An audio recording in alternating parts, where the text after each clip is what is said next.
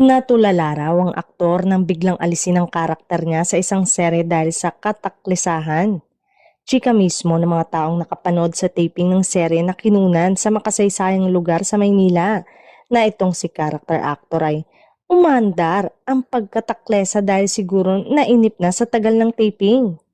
Napansin daw ng mga taong nakapanood na iritable si character actor at nakakunot noo dahil nga mainit sa set at maraming tao. Luminya raw ang character actor ng sige na bilis-bilisan na at para matapos na agad ang eksena, ang tagal, buti pa, alisin na lang ako dito. Ang pagkakamali ng character actor ay hindi niya nabatay ang lapel mic niya kaya narinig ng lahat at kasama pa ang mga veteranong artista.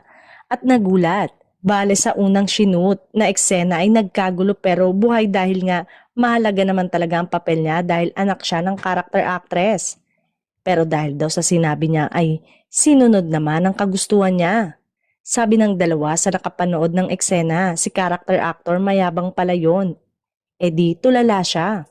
Ang kwento kasi naman itong si character actor feelingero rin na porket mahalaga ang papel niya sa serye ay inakalang untouchable siya.